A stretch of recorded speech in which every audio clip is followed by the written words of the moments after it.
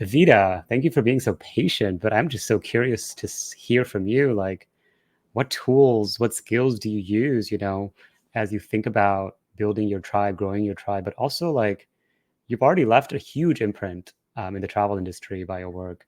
But as you think about how you want to grow that imprint, you know?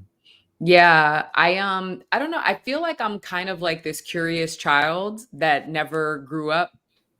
And I think the way that that fosters for me in adulthood is through travel.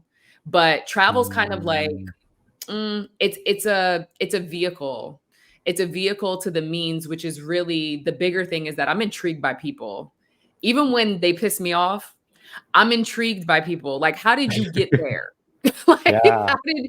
how did you get there? What's your real story? Another kind of core memory I remember we had from Ted was our last time together Cindy's house where we were doing our superpowers.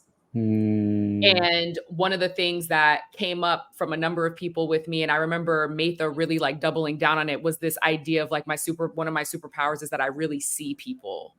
And that's something that I think I've had since I was a child. I think it's a bit of an intuit that just has grown, but it's also this quest for curiosity, but also like fulfillment of that curiosity. yeah. Like, talk to me about you, and I don't care about your stature or your status or who you are.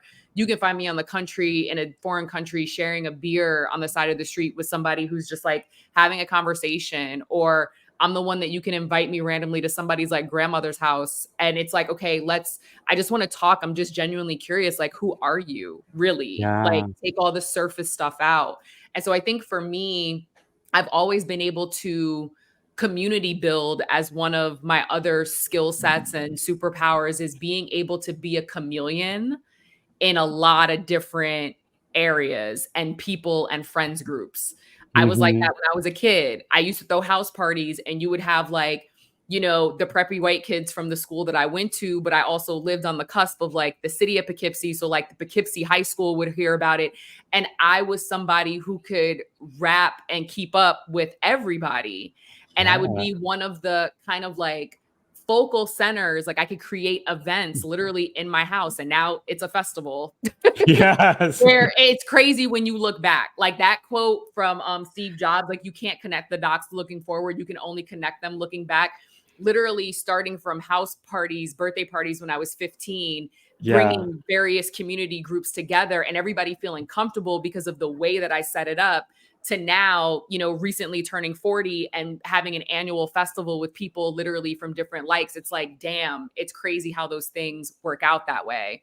But I think it's like honoring that curiosity, honoring the community building aspect of what I do. And, it's not that I've made a hard pivot, but I'm kind of making a circle right now with my life. Yeah. People see entrepreneurship and tourism, but like, I went to school for television and video production. I minored in fine art. And so the people who are close to me know that I am an artist, but the people who know me from the accolades and the work that they've seen me do is like, oh, okay, it's boss bitch. It's like, it's different.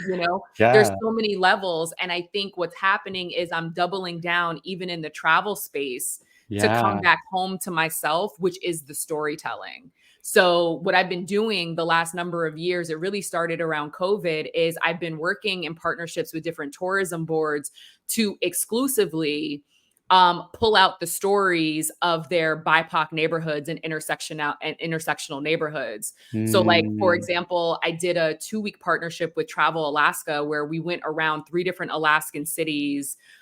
We were in Anchorage, Juneau, Ketchikan, and I told exclusively Black and Indigenous Alaskan stories. I was like, wow. this is the community I serve. These are the stories that I'm interested in, that my community is So interested in. powerful. This is what we're going to do. I Mm, had with Visit California last May, actually, we did another kind of like 2-week thing. And I went through LA, San Diego, and Palm Springs. And in yeah. Palm Springs, it's like one of the big like LGBTQIA plus like meccas of the country. So I was Yeah. able to pull out the stories of like, Bella DeBall, one of the like famous drag queens that's there. Going to San Diego, I was able to get invited and get the blessing of the Chicano, the Chicano community, and That's was able to tell incredible. the story of the Chicano Park, and like Yeah. work with their steering committee. And I'm in tears on camera because I'm like, their neighborhood is being gentrified. And I'm like, Mm, I'm hearing the same story all around the world, and I'm mm, angry, And yeah, so it's one of those things where the storytelling mixed with the tourism component and me doubling down on where I have authority, like I go into these negotiations with these tourism boards and I said, hey, it's not just about me being a woman of color on the front end, but I am only going to do this with you if you hire a BIPOC owned production company. That's it. yeah, And if you don't have access to them, you're going to hire a team that I bring in, that I yeah, work with, that is BIPOC owned, because there's nuance behind the camera. They're going to pick up on things culturally that resonate with them, that are going to tell a more deeper and authentic and vibrant story of yeah, this community, because we get it, right? So I think for me, it's really shifting the focus just from like trips and, what Nomadness was known for, to doubling down on the storytelling of other people's tribes while continuing yeah. to grow our own, has been really, really big for me the last number of years. It's so powerful, Evita, because what you just shared are like all of the tools, right? Mm, Starting from mindfulness and stereotype replacement to then moving into curiosity. Like yeah, that's where it really begins, what I call individuation, to really see people for who they are versus our ideas of them. right. And then going deeper into empathy, these pro-social Mhm, behaviors, so we can actually learn from them. And when you said that, when I see these same trends happening of gentrification across the country, mhm. why do we feel angry? Well, because we empathize, Yeah. because as humans, we have this inner built-in software that can feel the pain of others. Mhm. And that's known as perspective taking. And it's from that lens, we take action, which is what you're doing, right? You're like, okay, I started this as my tribe, but now it's our collective tribe. It's really Yeah. about changing the narrative altogether and sharing new stories and more stories, so more people get inspired to do this type of work and relate to people that have been historically excluded and marginalized. I Yeah. just, wow, I'm just so like inspired by all three of you right now. Just kind of like doing very similar work, but in completely different arenas, right? Yeah.